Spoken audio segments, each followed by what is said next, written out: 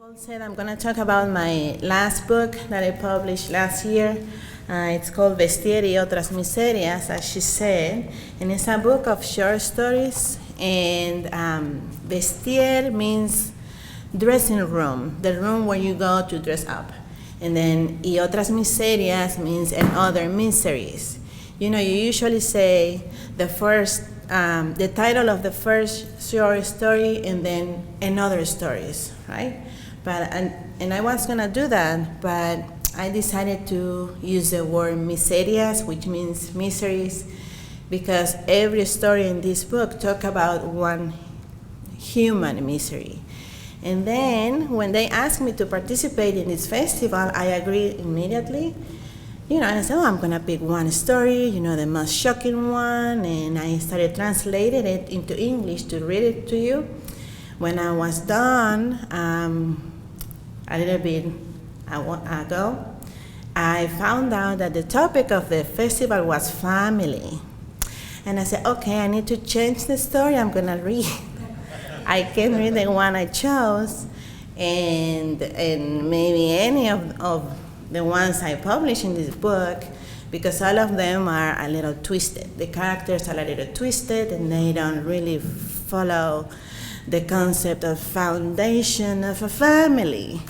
And I said, oh my God, what am I gonna do? You know, the posters are ready. I have to talk about this book because I got other books that, you know, may be more related to family. But there is one short story, it's actually the last one, is not, the character is not twisted at all, and she's a mother. And I said, well, I'm gonna pick that one, I'm gonna translate part of it and talk about it.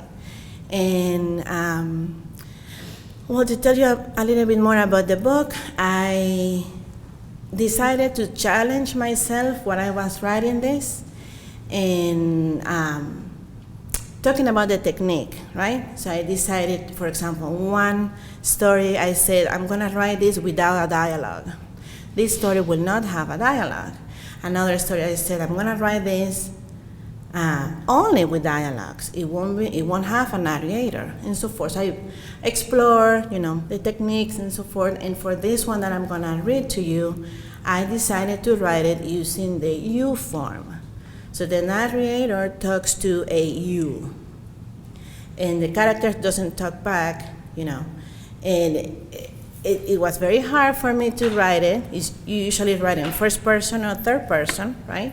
You're either the narrator or the main character, or one of the characters talking about what happens. But now this is the narrator talking to this mother who is going to take a bath. So that's all that happens in this story. The mother wakes up and takes a bath. That's all. I hope you enjoy. I'm gonna read a little bit. It's called A Ritual for You. You woke up and thought that it was a good day to get up on the right side of bed. You sat down on your bed and gave your scalp a little massage. The new haircut you got, short, very short, was the best idea that could cross your mind. A boy haircut saved you some minutes that you could spend sleeping. You were going to get your bra in place, but you realized you were not wearing one. You had decided to sleep without a bra for the rest of your life. You had stopped nursing already and didn't have to worry about getting milk on the blankets. The best thing was that you did not have to wear those nursing pads anymore in order to avoid milk accidents. Actually, you thought those pads should be called maxi pads for boobs.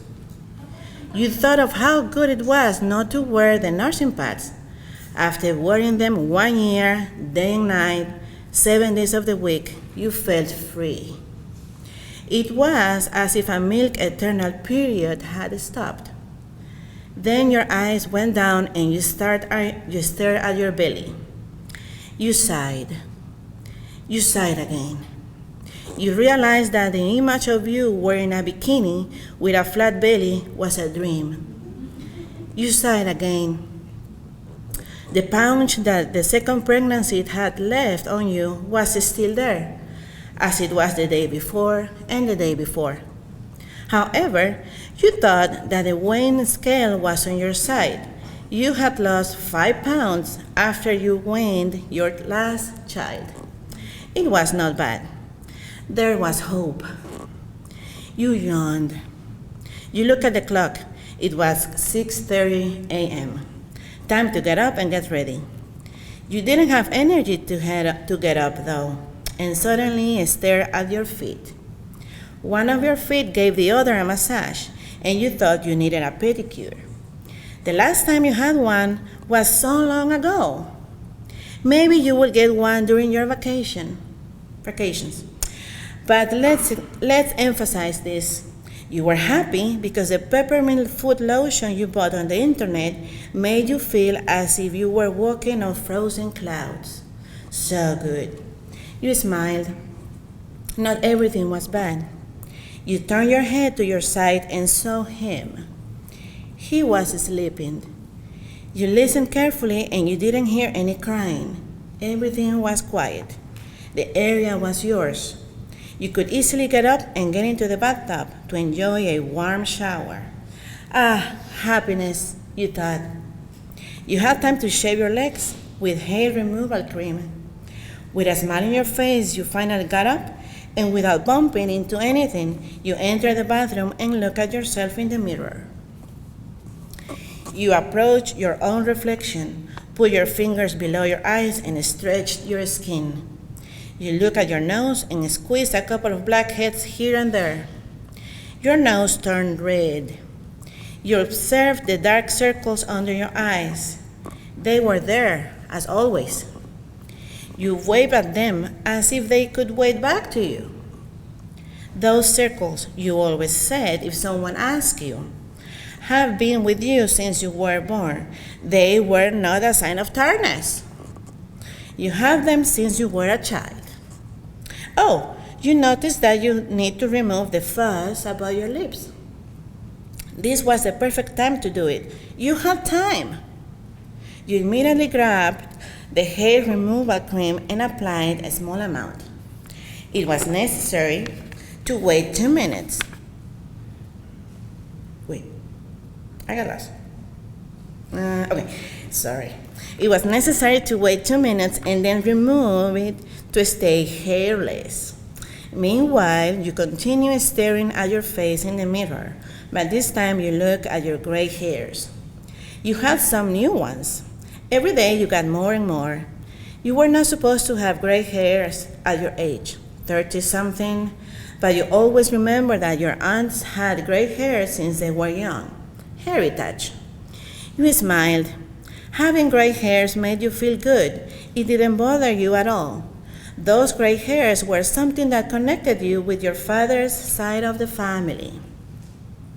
They were like a banner you wore over your head, which said, "Hello, I belong to this family." Belonging. While living in another country and being so far away from everyone, those gray hairs had become something wonderful, a symbol of your roots that you could not explain. The skin above your lips started to burn, and you realized that 2 minutes had passed already. Quickly, you turned on water and splashed your face to remove the cream. You repeated this several times to get rid of the cream and fuzz. Great. Now that part of your face was red too. Oh well, as the Americans say. You thought and started to undress. You look at your breasts in the mirror, fallen. You remember how they were before you had children. Actually, you remember how they were before you breastfed. They were small and were always firm. Now you believe they were, and you always thought that you had fallen breasts. Ha! They just had a pear shape. But they were not fallen. How naive you were. Now they were really fallen, and it felt like empty. After 3 years feeling your boobs were going to explode during pregnancies and long periods of breastfeeding, now they felt empty. It was weird. The good thing was they were bigger than before. that you liked. Thinking about how healthy your children were after feeding them breast milk made you happy. Truly, this was a genuine feeling. The belly was another thing. It made you feel bad. You were not bothered about having wider hips because you had always been wide, but the belly, that affected you. You looked down and contemplated that roll there in the middle where the belly button is. That made you mad. If you bent it for any reason, it would hang. You imagined that after being pregnant with such huge bumps, this should be normal. You had seen worse cases, but you had seen also better cases. It had to do with the shape of the body, definitely, but it drove you nuts. That was what really drove you nuts. Everything else, the stretch marks, bigger hips, fallen breasts, you could live with those. But the blocking punch, no. You sighed. You thought, as you do every morning, that you had to do some abs, and like always you ask yourself, when? So then the story goes on, she finally gets into the shower.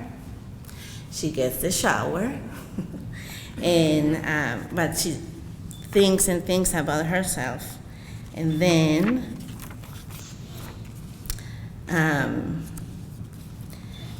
she has a chance to shave her legs.